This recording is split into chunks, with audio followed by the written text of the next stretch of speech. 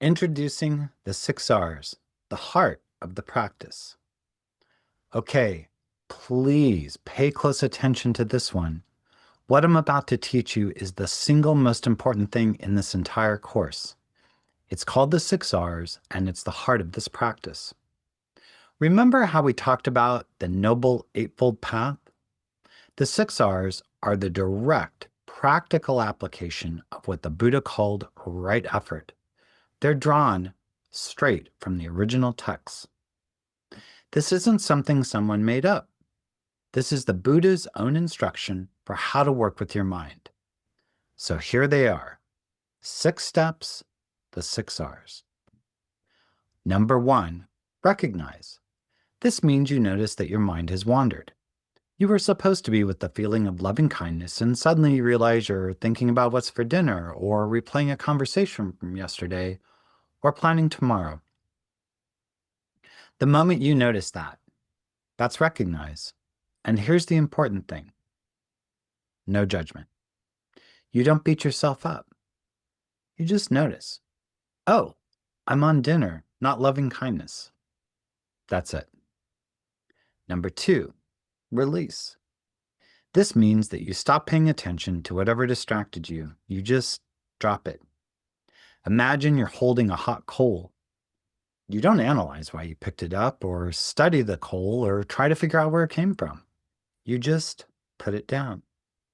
That's release. Stop feeding the distraction with your attention, and it will fade on its own like a fire without fuel. Number 3, relax. And this, listen carefully, this is the key step. This is the revolutionary part. When you were distracted, tension and tightness built up in your mind and body. You might feel it in your head, in your forehead, your jaw, your shoulders, your chest.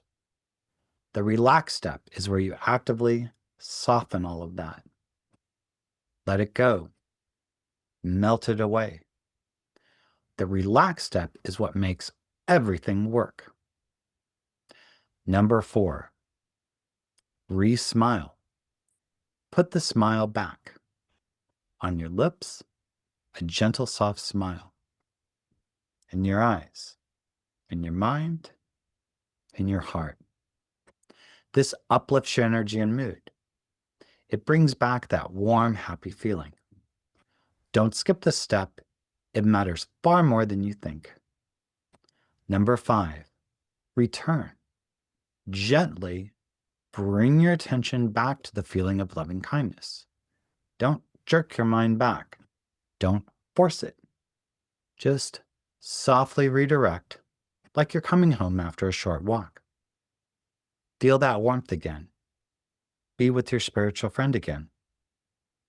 And number 6, repeat. Stay with the loving kindness until your mind wanders again. And it will wander again. And when it does, you do all 6 steps again. And again. And again. Thousands of times. And that's not a problem. That's the practice. So let's say it together. Recognize, release, relax, re-smile, return, repeat. Got it? Good. Now, let me tell you why this works so beautifully. Let's talk about the why of how the 6 R's work. And by the way, this runs deep. Remember the 4 noble truths from an earlier video? There is suffering. The cause is craving. And craving can cease. There's a path. Well, here's the thing. The 6 R's are a direct, moment-by-moment experience of those truths. Let me explain. The Buddha taught that craving is the root cause of suffering. And craving always shows up as tension and tightness in your head, in your mind, in your body. Think about the last time you really wanted something or really didn't want something. What did it feel like physically? Tight jaw? Clenched stomach? Racing mind? That tension is craving. They're the same thing. So now, think about what happens in the relax step. You've been distracted. Tension and tightness have built up from that distraction, from the craving that was underneath it. And in the relax step, you intentionally soften and release that tension. What are you actually doing? You're releasing craving directly in that moment. And what happens when craving ceases, even for a moment?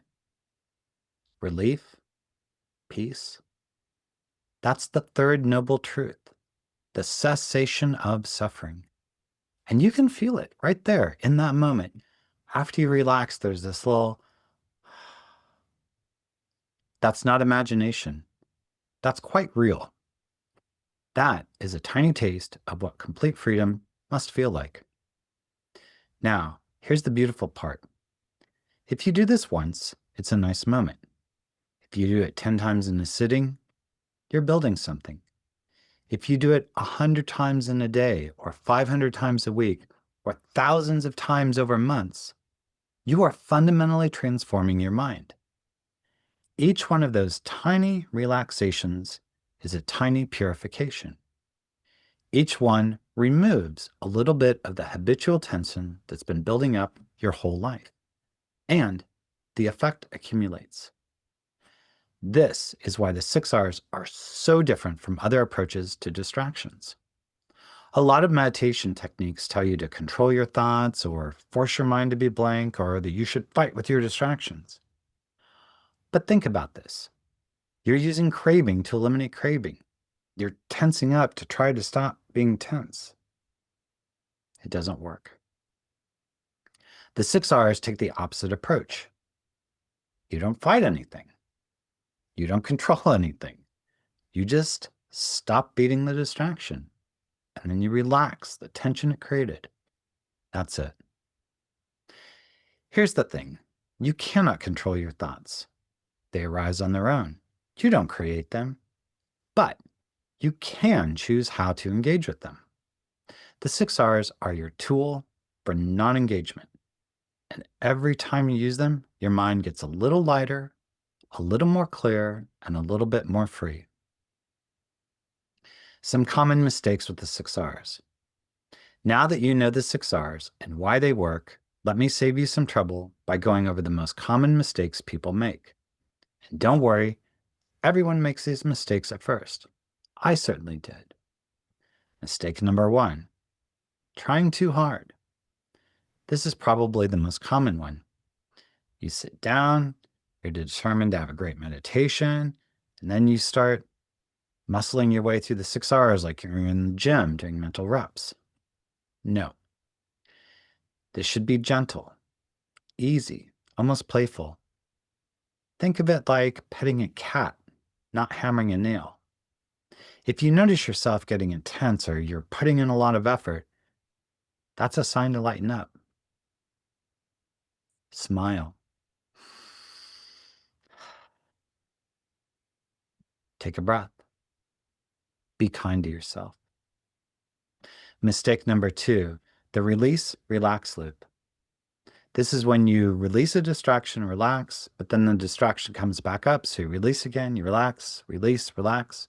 And then you're stuck in this loop and you never actually get back to loving kindness. Here's the fix. Do the 6 R's once, all 6 steps, and return to your object. If the distraction pulls you away again, that's fine. Do all 6 steps again from the beginning. But always complete the cycle back to loving kindness. Mistake number 3, and this is a big one, skipping the relax step. Some people go recognize, release, and they jump straight back to their object. They skip the relax entirely.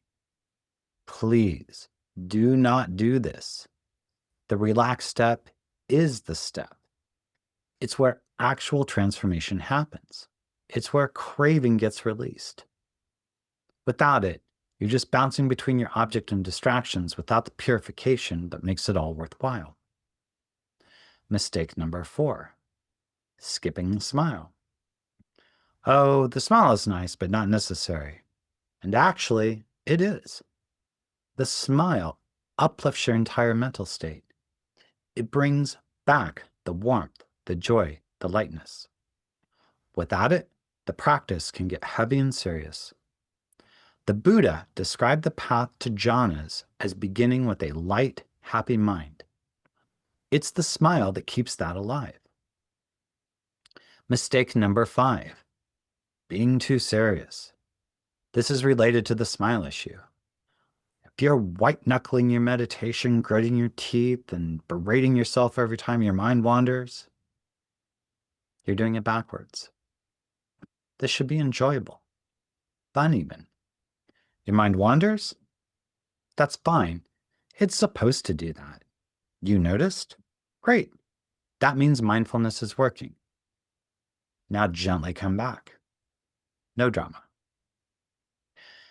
And mistake number 6, getting frustrated and then 6-eyeing the frustration repeatedly without ever getting back to loving kindness.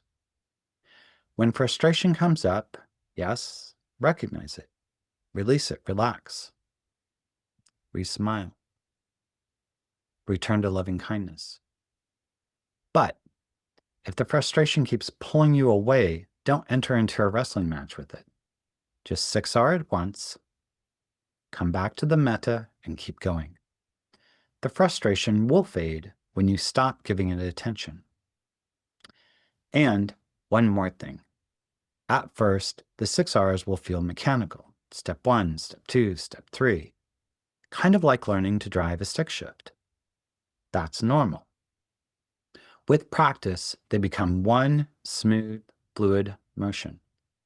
We sometimes call this rolling the R's. Eventually, you don't even think about the individual steps. A distraction arises, you do this gentle flowing, release, relax, smile, return, and you're back. It becomes automatic. But give yourself time to get there.